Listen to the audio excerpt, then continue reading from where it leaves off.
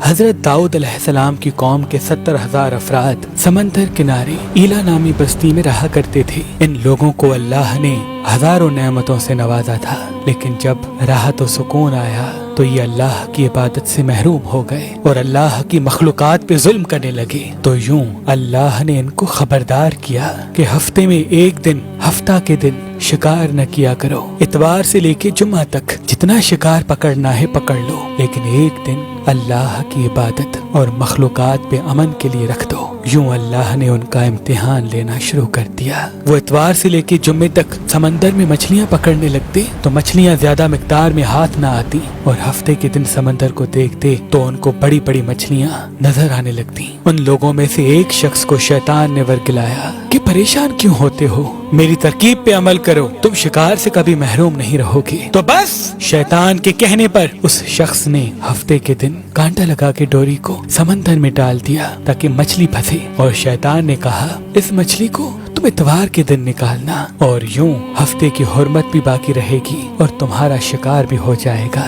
بس شیطان کی بتائی ہوئی ترکیب پہ ہفتے کے دن مچھلی پھنسی رہی اور وہ اتوار کے دن نکالتا اور خوشی سے کھاتا۔ جب آس پاس کے لوگوں نے پوچھا تو ان کو بھی یہ ترکیب بتانے لگا، اور یوں اس قوم کے کچھ لوگ ہفتے کے دن مچھلی پکڑنے کے لیے جال پھینکتے اور اتوار کے دن نکالتے، اور کچھ نے تو اس سمندر میں سے نالیاں بنا کے چھوٹے چھوٹے تالاب بنا دیے، کھڈے بنا دیے، تاکہ ہفتے کے دن جیسے ہی مچھلیاں یہاں سے گزریں تو ان تالاب میں پھنس جائیں اور ہم اتوار کو ان مچھلیوں کو نکال کے پکا کے کھائیں گے۔ اس گاؤں میں کچھ اللہ کے خاص بندے بھی موجود تھے جو کہنے لگے، اے لوگو، اللہ نے ہفتے کے دن شکار کرنے سے منع کی ہے۔ یہ جو تم جال پھینکتے ہو یا چھوٹے چھوٹے تالاب بناتے ہو، ان میں ہفتے کے دن اگر مچھلی پھنستی ہے تو یہ شکار ہفتے کے دن کا ہوگا۔ اللہ کے عذاب سے ڈرو، اللہ کی نافرمانی نہ کرو۔ وہ لوگ ان لوگوں کا مذاق اڑانے لگے کہ ہماری جو مرضی ہوگی ہم وہ کریں گے۔ اب ان بستی میں 3 گروہ بن گئے۔ ایک ان 70,000 میں وہ لوگ تھے جو ان نافرمان لوگوں کی بار بار اصلاح کرتے،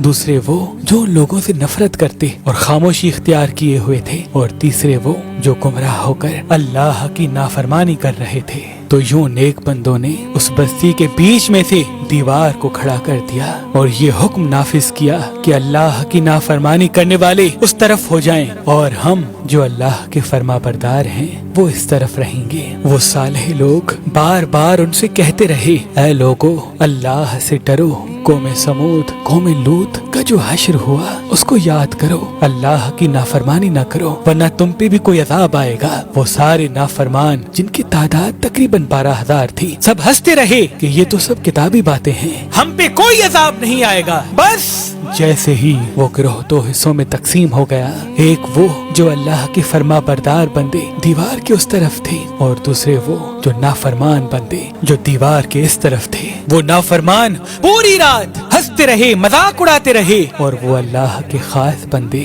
دیوار کے اس طرف اللہ سے معافی مانگنے لگے۔ بس جیسے ہی صبح ہوئی، وہ نیک صالح انسان اٹھے، انہوں نے محسوس کیا کہ دیوار کے اس طرف سے کسی انسان کی آواز نہیں آ رہی۔ جیسے ہی دیوار کی اس طرف چڑھ کے دیکھنے لگے کہ سارے کے سارے وہ لوگ بندر کی شکل میں تبدیل ہو چکے تھے اور بندروں کی حرکت کو انجام دے رہے تھے۔ وہ جو صالح لوگ دیوار سے ان بندروں کو دیکھنے لگے، ان صالح لوگوں میں سے جو ان کے رشتہ دار تھے، انہوں نے ان بندروں کے کپڑوں سے اپنے اپنے رشتہ داروں کو پہچانا اور چیخ کے رونے لگے، اللہ سے معافی مانگنے لگے۔ لیکن اللہ کا عذاب جب آتا ہے تو وہ ہو کے رہتا ہے۔ وہ 12,000 لوگ جو بندر بن چکے تھے کچھ بھی کھا پی نہیں سک رہے تھے، اور یوں 3 دن بعد وہ اس عذاب میں آ کر فنار ہو گئے۔